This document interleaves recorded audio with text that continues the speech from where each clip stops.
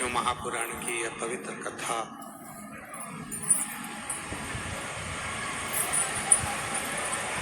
संपूर्ण जगत का कल्याण करने वाली है और बड़ा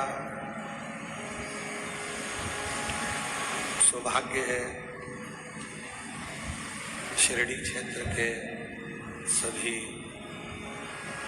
रहवासियों का, जिन पर भगवान देवाधिदेव महादेव की कृपा हुई और ये पवित्र कथा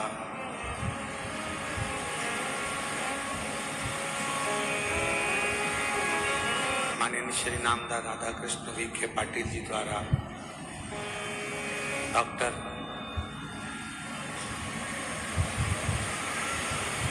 सुजय वीके पाटिल जी द्वारा शिरडी के इस पवित्र क्षेत्र में पहुंची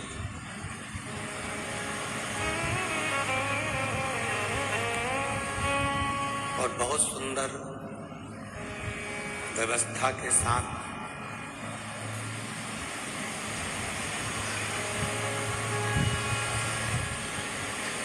ये पवित्र कथा शिरडी क्षेत्र में भगवान देवाधिदेव महादेव की कृपा से, करुणा से, उनकी उदारता से चल रही है। फिर पुनः वापिस मैं धन्यवाद दूं पाटिल परिवार को, जिन्होंने इस कथा को यहाँ आयोजित कर सभी जीजियों का, जीजाओं का हृदय को एक दीपावली का तोहफा दिया।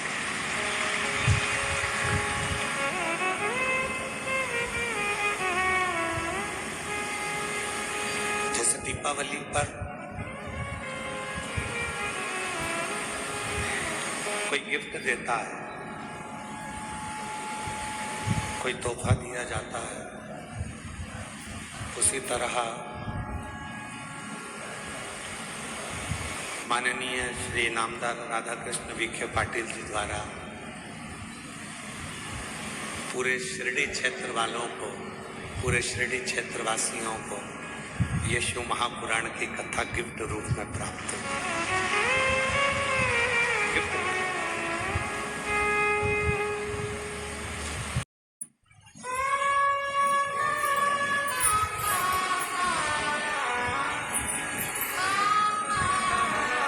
तीन तापों को मिटा देता है,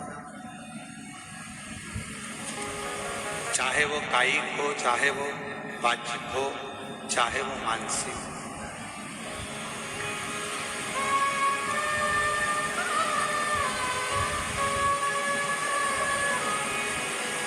और कोई ये ना कहे कि केवल सीहोर वाले महाराज जी कहते हैं कि शंकर जी पे चढ़ा हुआ जल पीना चाहिए। हम आप सबसे कहेंगे, जितने आस्था चैनल पर सुन रहे हैं, जितने तीनों पंडालों में और पंडालों के बाहर जितने भक्त बैठे हैं, पीछे गेट के बाहर, इधर वहाँ जहाँ तहाँ भक्त बैठे हैं, उन सबसे एक बात कहेंगे, आप हमारी बात पर भरोसा मत करो। आप तो गीता प्रेस गोरखपुर की शिव महापुराण लेकर आओ और उस शिव महापुराण को घर पर एक बार पढ़कर देखो। उसमें आपको मिलेगा कि शंकर जी पे चढ़े हुए जल का जो आचमन कर लेता है वो फिर संसार सागर में जन्म नहीं लेता, उसकी मुक्ति हो जाती है, मोक्ष।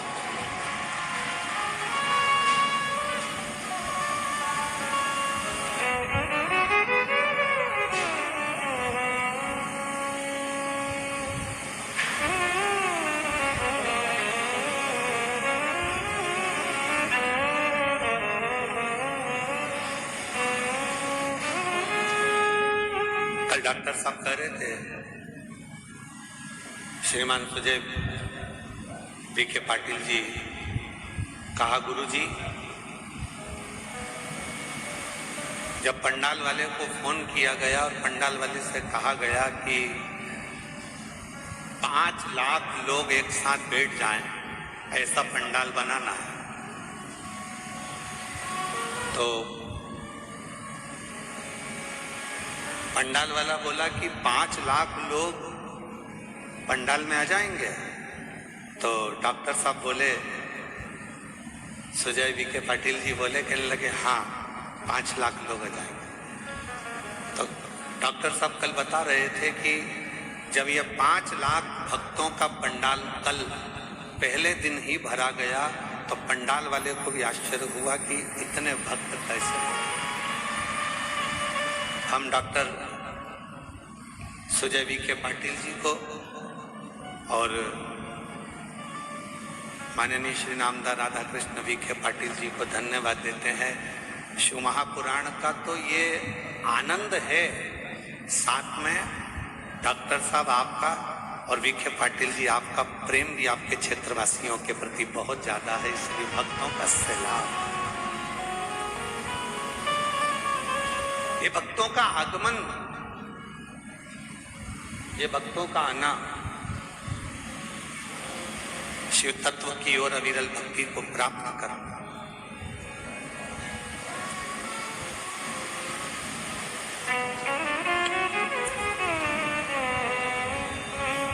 तुमरुका जी ने तो चंचुला देवी को कहा था कि चंचुला, शिव महापुराण की जो कथा है, शिव महापुराण की जो कथा है, ये कथा भी शिव को चढ़ा हुआ जल है, भगवान शंकर को समर्पित किया हुआ जल। बाहर का रिटर्न आ रहा, पूरा चौं होगा।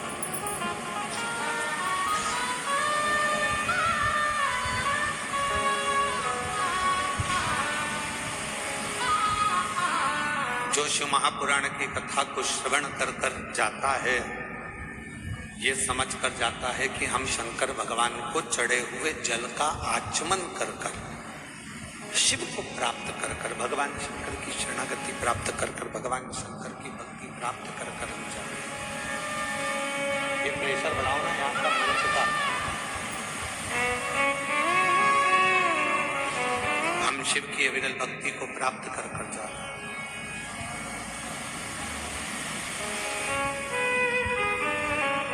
शिव कथा कह रही है, भगवान शंकर का पवित्र चरित्र कह रहा है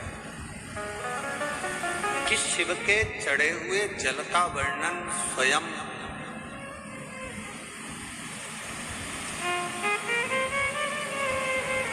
यमराज की जो धर्मपत्नी है,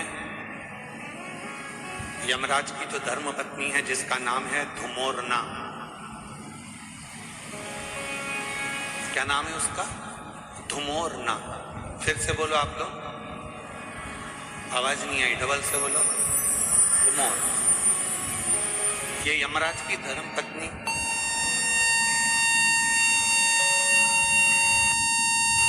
ये यमराज की धर्मपत्नी धुमोर, धुमोर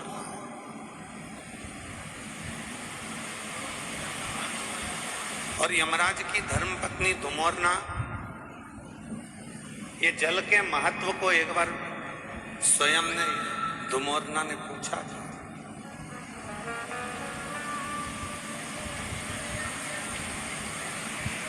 जल के महत्व को धुमोरना ने एक बार पूछा था। शिव महापुराण की कथा कहती है कि एक बार धुमोरना ने भैंसे पर यमराज बैठते हैं, वो पौंड्रक भैंसा, रुद्रदेव ने उस भैंसे को कहा था, अगर किसी के शरीर पर शिव का चढ़ा हुआ जल हो या मुख में शंकर का जल हो तो उसको तू यम की कैद मत देना। गंगा जल कहाँ चढ़ा है? शंकर की जटा पर। तो गंगा का जल कहाँ से निकलता है? शिव की जटा से। तो शंकर का चढ़ा हुआ जल ही गंगा जल है। इसलिए जब गंगा जल किसी को दे दिया जाता है, उसके शरीर में गिर जाता है, उसके मुख में पड़ जाता है, फिर वो त्राण नहीं भोगता, उसे कष्ट नहीं, उसे परेशानी।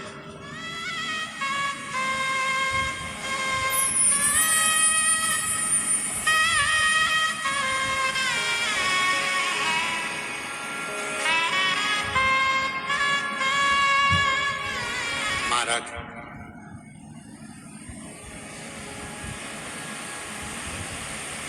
पहले ऐसा नियम था, अब आजकल तो बहुत सारे नियम बदल गए। पहले कोई मानसरोवर जाता था तो मानसरोवर का जल लेकर आता था तो अपने आसपास में थोड़ा थोड़ा जल देता था। बोलो बोलो दीदी, ये सही है गलत है? कोई गोदावरी स्नान करने के लिए जा रहा है तो माँ गोदावरी का जल लेकर आ रहे हैं तो थोड़ा थोड़ा आसपास में बांट देते। कोई हरिद्वार गया, गंगा जी का जल भरकर लाया तो गंगा जी का जल आसपास में बांट दिया। पहले ऐसा नियम, अब बीच में लोगों ने ये नियम बंद कर कर गिफ्ट बांटना चालू कर दिया। हम केदारनाथ जी गए थे, तुम्हारे लिए गिफ्ट लेकर आए। हम हरिद्वार गए थे, तुम्हारे लिए गिफ्ट लेकर आए। हम शिरडी गए थे, तुम्हारे लिए गिफ्ट लेकर आए। फिर गिफ्ट का काम बंद हुआ तो लोगों ने फिर प्रसाद देना चालू करा। हम उज्जैन गए थे, तुम्हारे लिए प्रसाद लेकर आए। हम वहां गए थे, तुम्हारे लिए ये प्रसाद लेकर आए। हम तुम्हारे लिए ये प्रसाद लेकर आए। शिव महापुराण की कथा कहती है, किसी मंदिर, देवालय, शिवालय या किसी तीर्थ का सबसे बड़ा प्रसाद होता है वहां की पवित्र नदी का कुंड का जल। वो जल जब हम अपने आसपास में देते हैं तो हमें हजारों हजारों तीर्थ का पुण्य फल प्राप्त हो जाए।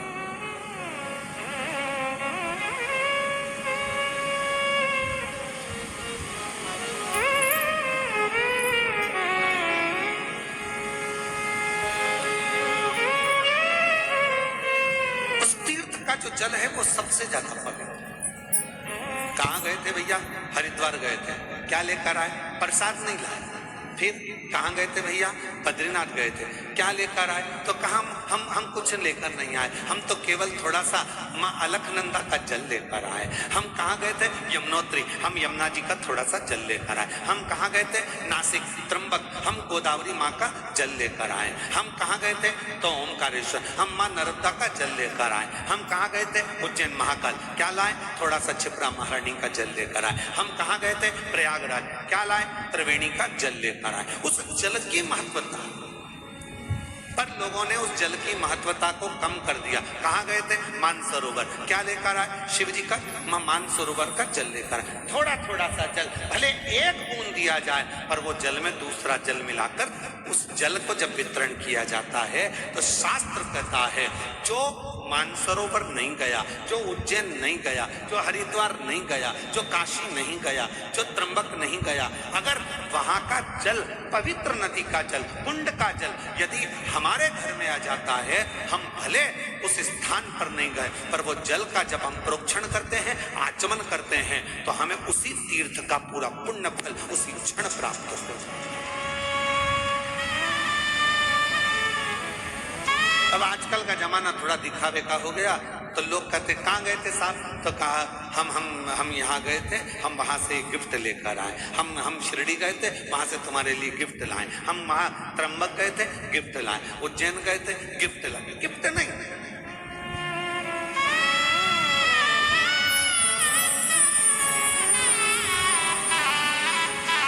अभी कथा में हमने कहा था, जलगांव की कथा में,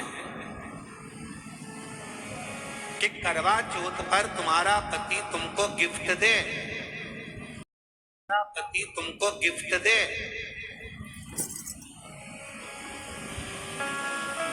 पर तुम अपने पति को कसम खिलवाना। बोला था कि नहीं बोला था? अरे जम के तो बोलो। तुम अपने पति को सुगंध दिलवाना करवा चौथ के दिन कि तुम मुझे गिफ्ट दे रहे हो, चलेगा, पर मुझे भी एक गिफ्ट चाहिए कि तुम कसम खाओ, सुगंध खाओ कि जब भी गाड़ी चलाओगे तो हेलमेट जरूर लगाओगे। जब भी गाड़ी चलाओगे तो हेलमेट। ये गिफ्ट तो मुझे कि क्योंकि तुम हो तो मेरा घर है, तुम हो तो परिवार है, तुम हो तो मेरा कुटुंब है, तुम हो तो मेरे बच्चे हैं, और तुम हो तो मैं। हेलमेट लगाओ, 4 व्हीलर गाड़ी चलाओगे, सीट बेल्ट लगाओ। ये शपथ दिल।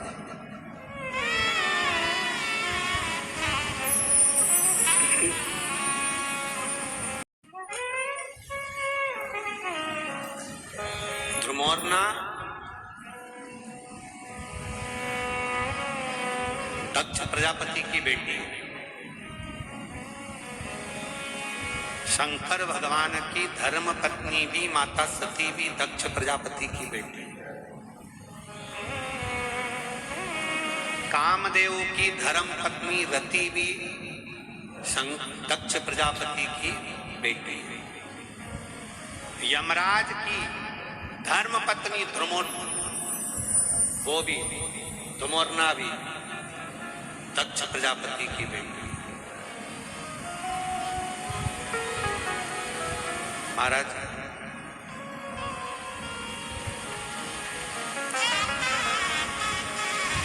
एक कथा बड़ी अच्छी आती है धुमोरना के विवाह की। बड़ा सुंदर प्रसंग आता है कि धुमोरना ने अपने पिता दक्ष प्रजापति से निवेदन करा और धुमोरना ने अपने पिताजी से निवेदन करा कि मेरा जो हाँ विवाह करो जो मृत्यु को जीत ले, जो मौत को विजय प्राप्त कर ले, जो मृत्यु पर विजय प्राप्त कर ले, उससे हमारा विवाह। धुमोरना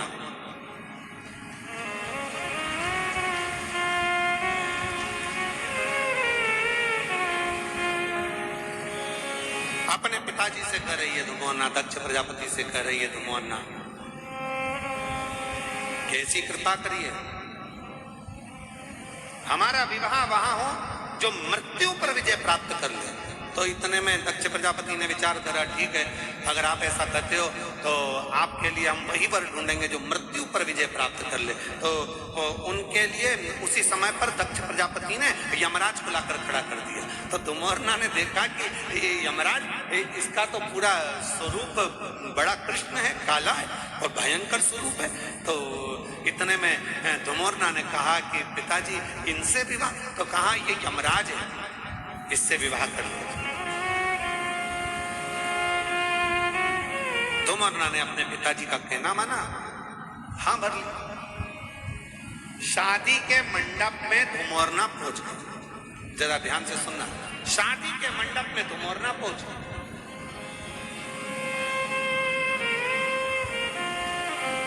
और शादी के मंडप में जैसे धुमोरना पहुंची,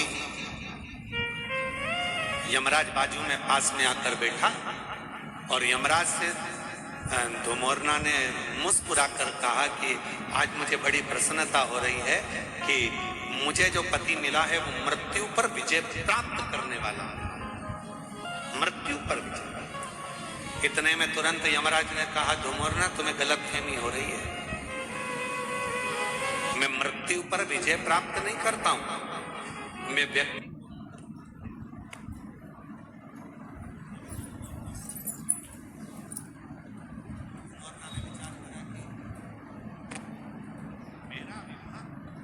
भगवान शंकर क्या ना, धुमोरना शिव जी का दर्शन करती है और यमराज से प्रार्थना करती है, आप इस जीव को जब लेकर आओ तो नरक लेकर मत जाना, इसको वैकुंठ छोड़कर आना, वहां देवता इंतजार, वहां देवता।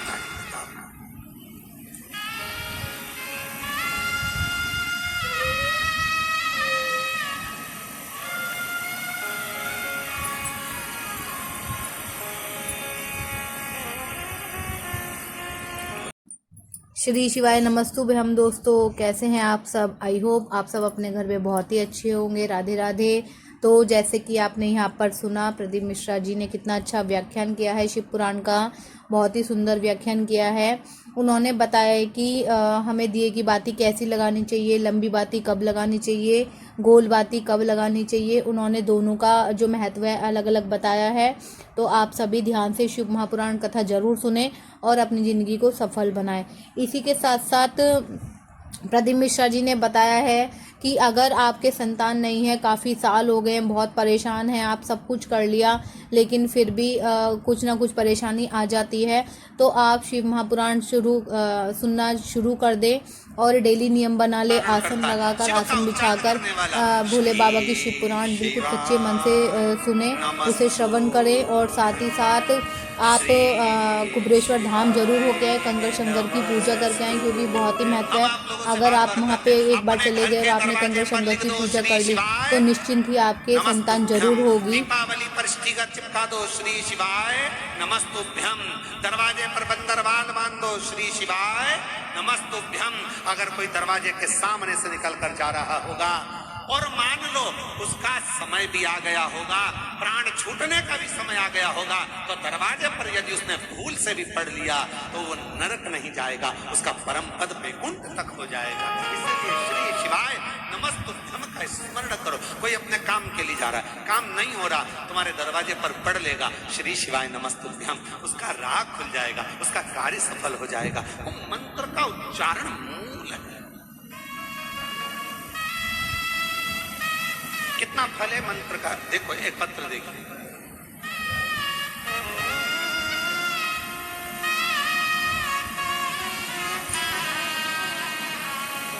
वनिता प्रताप सिंह परदेशी,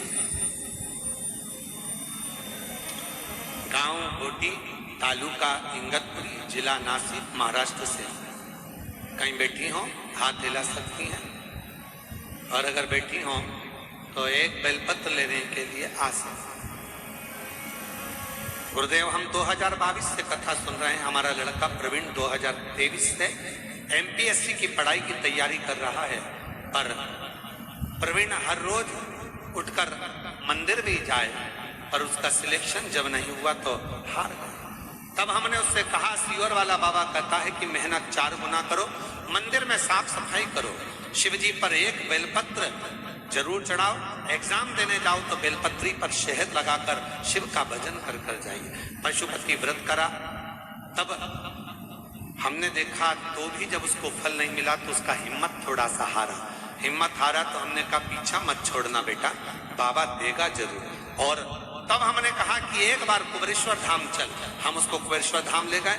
हमने कहा प्रवीण कुबेरेश्वर धाम लेकर चलो, और वहां जाकर बाबा का पूजन अर्चन करा। आज बाबा को धन्यवाद देती हूँ कि मेरे उस बेटे का सिलेक्शन हो गया और बेटा उच्च पद पर अधिकारी बनकर बैठ गया। मैं बाबा को यहाँ प्रणाम करने के लिए। एक पत्र देखिए, बड़ा सुंदर।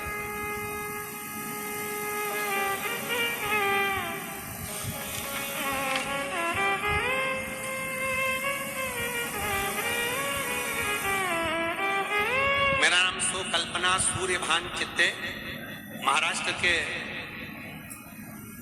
अहिल्या नगर से ही हूं, और अहिल्या नगर गांव महाकालवा, जरा पढ़ो, जरा पढ़ो। महाकालवा गांव, ठीक है, श्री रामपुर अहिल्या नगर से। बाबा, मेरी शादी को 22 साल हो गए थे, पर मुझे संतान नहीं हुई। बाबा, मेरे यहाँ बच्चा नहीं था, संतान का सुख नहीं था। बहुत सारे दवाखाना दिखाए, लेकिन उसका कोई फायदा नहीं हुआ। हमने सभी आशा छोड़ दी थी।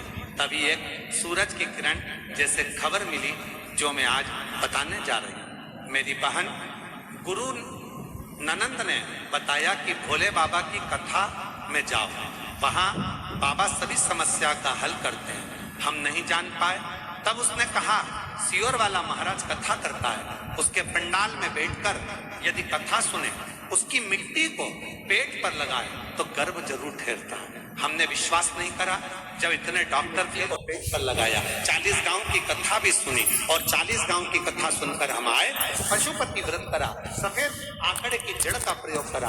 आज बाबा की कृपा से 23 साल के बाद बाबा ने मेरी गोदी भर दी। मेरे यहाँ 23 साल के बाद औलाद हो गई। मैं बाबा को प्रणाम करने की, कहीं बैठी हूँ तो हाथ हिला सकती है। मेरा नाम कल्पना सूर्यभान चित्ते, जिला अहिल्या नगर, तहसील श्री रामपुर, गांव का नाम डेस डेस डेस, महाराष्ट्र, ठीक है। कहीं बैठी हो तो आ सकती हैं। एक बेलपत्र, अगला पत्र।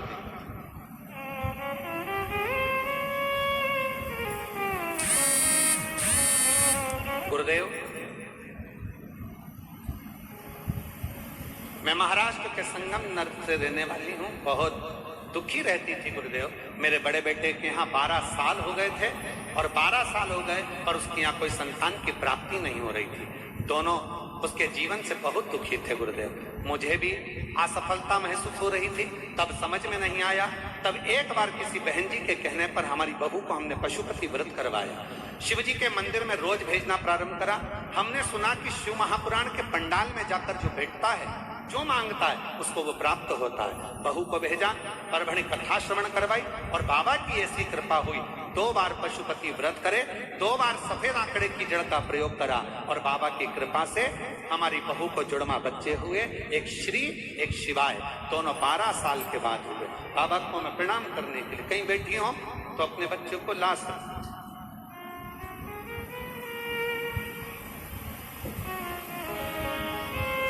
गुरुजी, मेरा नाम कल्याणी बलवीर सिंह जनवीर है। हम गांव सोनई तालुका नेवासा जिला अहिल्यानगर की रहने वाली हूँ। 1 लोटे जल का मैं क्या वर्णन करूं गुरुदेव। मेरा बेटा सुयश 4 साल का हो गया, पर डॉक्टर कहते थे ये बोलेगा नहीं, उसकी वाणी नहीं थी, बोल नहीं पाता था गुरुदेव, उसके मुख से शब्द नहीं निकलता था। हमने सारे डॉक्टरों का इलाज करवाया पर उसकी आवाज नहीं आई। बड़े परेशान हो गए। तब हम 7 नवंबर 2024 को सीहोर गए और वहां जाकर हमने कंकर शंकर की पूजन करी और एक रुद्राक्ष लेकर आए। रुद्राक्ष को तांबे के लोटे में गलाकर शिवजी को जल चढ़ाना प्रारंभ किया। उस जल का आचमन मेरे बेटे को कराती। अब मेरा बेटा स्कूल भी जाता है और बोलना भी प्रारंभ कर दिया। मैं बाबा को यहाँ प्रणाम करने के लिए, कहीं बैठे हो तो आ सकते। मेरी शादी को 17 साल हो गए थे गुरुदेव, और 17 साल से मुझे औलाद नहीं थी। मैंने कोई डॉक्टर ऐसा नहीं बचा जिसको मैंने इलाज ना करवाया। मैं शिरडी की रहने वाली हूँ बाबा, पर मेरे यहाँ औलाद का सुख नहीं था। तब किसी के कहने पर सफेद आंकड़े की जड़ का प्रयोग, पशुपति प्रयोग करना प्रारंभ करा और बाबा की ऐसी कृपा हुई कि अक्टूबर 2023 में बाबा की कृपा से मेरा गर्भ ठहरा और बाबा की कृपा से 2024 में मेरे यहाँ पर बच्चे ने जन्म लिया 17 साल के बाद। अगर कहीं बैठी हो तो आ सकती हैं अपने बच्चों को। अब की बार सबसे ज्यादा पत्र बच्चों ही बच्चों के हैं।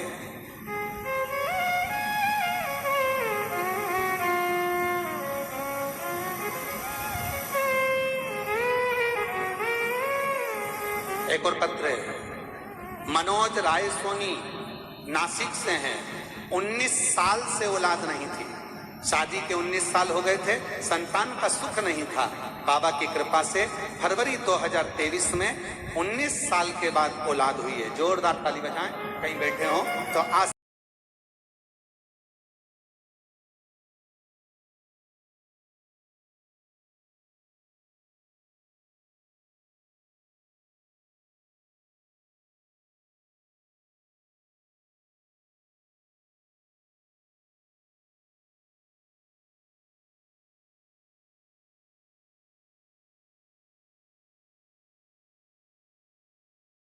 शिरडी क्षेत्र की संतोष दत्तात्रेय ओढ़ी।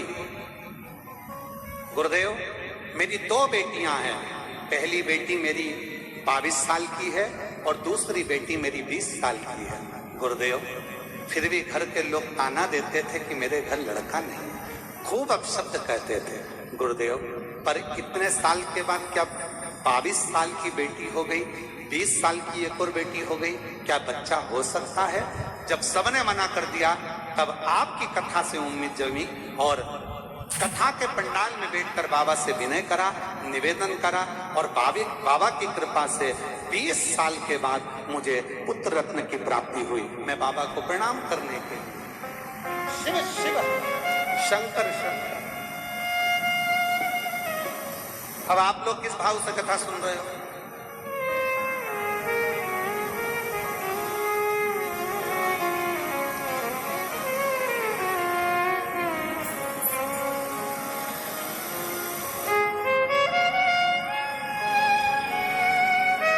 कार्तिक का महीना, शिव महा पवित्र क्षेत्र और यह पवित्र शिव महापुराण की कथा।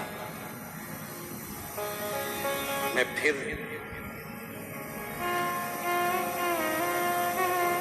माननीय विखे पाटिल जी को,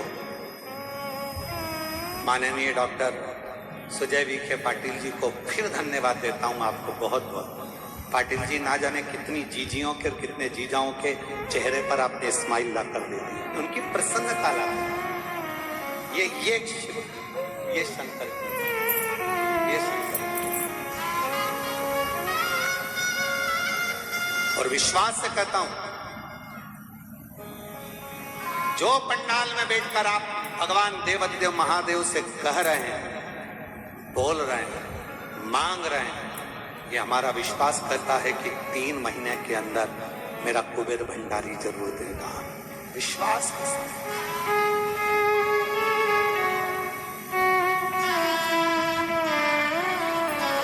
तो आपको वीडियो कैसी लगी और शिव पुराण आपने सुनी या नहीं सुनी, मुझे बताइएगा कमेंट करके ज़रूर। और मेरे चैनल को सब्सक्राइब करना ना भूलें। श्री शिवाय नमस्तुभ्यम, हर हर महादेव।